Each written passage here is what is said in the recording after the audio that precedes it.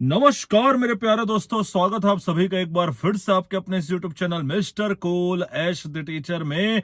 और दोस्तों, थंबनेल देख करके तो आप समझ ही गए होंगे कि आज की हमारी ये वीडियो किस बारे में होने वाली है। तो दोस्तों, अगर आप चैनल पर नए तो चैनल को सब्सक्राइब करके बेल आइकन दबा दीजिएगा। और अगर आप हैं 50% लोगों में से जिन्होंने नहीं किया अभी तक के चैनल को सब्सक्राइब और देखते हैं मेरी वीडियो लगातार, लेते हैं मेरी वीडियो का आनंद, तो आप भी चैनल को सब्सक्राइब कर लीजिए। चैनल को सब्सक्राइब करके वीडियो देखिए, आपको और भी मजा आएगा।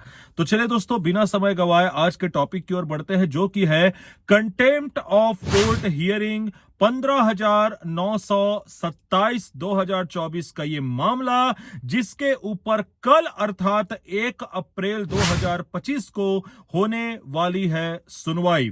जी हां दोस्तों, जैसा कि आप लोगों को पता है कि पिछली पूरी की पूरी सुनवाई का मैंने अच्छे तरीके से एनालिसिस करके आपको बताया था, ऑर्डर कॉपी के बारे में बताया था, जिसमें क्लियरली ये मेंशन किया गया था कि 1 अप्रैल 2025 तक नियुक्ति के सारे प्रोसेस को पूरा किया जाए डीएड अभ्यर्थियों के। जी हां दोस्तों, ऑर्डर कॉपी में 1 अप्रैल तक के लिखा गया था और रिस्पोंडेंट की ओर से बोला गया था कि 28 मार्च तक नियुक्ति की प्रक्रिया पूर्ण कर ली जाएगी।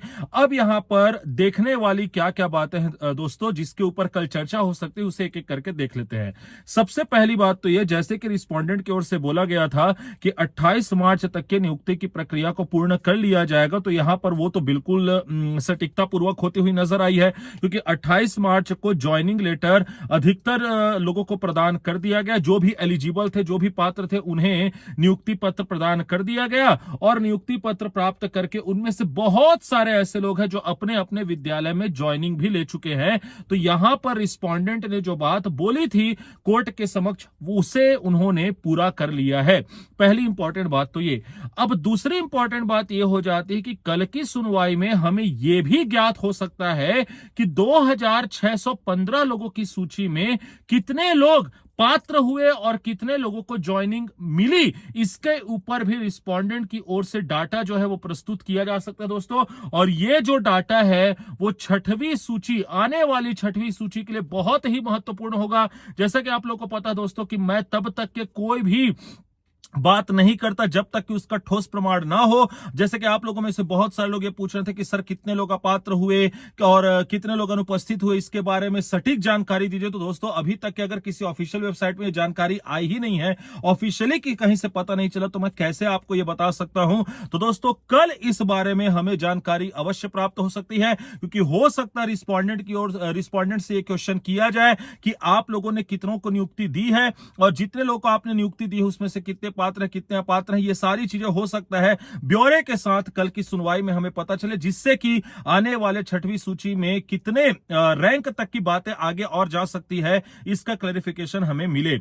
और तीसरी इंपॉर्टेंट बात जिसके ऊपर कल चर्चा हो सकती है दोस्तों, वो है जिसके लिए बहुत सारे लोग बार बार कमेंट कर रहे हैं, 900 प्लस पदों का। जी हां दोस्तों, जैसे कि आप लोगों को पता है कि 2621 पदों की वैलिडिटी को ही बढ़ाया गया है 1 जुलाई 2025 तक के।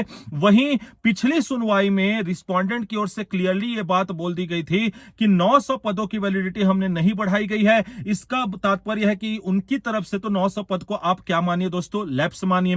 पहली इंपॉर्टेंट बात ये। दूसरी इंपॉर्टेंट बात, ऑनरेबल जज से जब मनदीप कालरा जी ने 900 पदों के बारे में बोला, तो वहां पर उन्होंने ऑनरेबल जज ने क्लियरली लिखा कि मैंने 900 पदों की जानकारी देने की बस बात कही थी, लेकिन 900 पदों के ऊपर अभी जो फैसला है वो फिलहाल जो रिस्पोंडेंट बता रहे हैं उसके ऊपर मैं अभी फिलहाल कुछ नहीं कर सकता। फिर यहां से ऑनरेबल जज ने बोला था कि आप इसके ऊपर रिजॉइंडर लगा सकते हो, और मनदीप कालरा जी ने भी यही डिसाइड किया था कि भैया वो लगाएंगे रिजॉइंडर।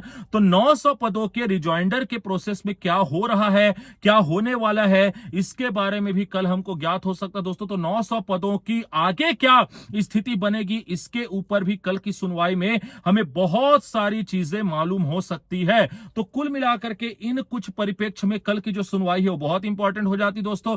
पहला तो जैसे कि मैंने बताया कि क्या 1 अप्रैल तक जो नियत तिथि दी गई थी उसमें ज्वाइनिंग की प्रक्रिया पूरी हुई, तो जैसा कि मैंने आपको बताया दोस्तों कि हुई है।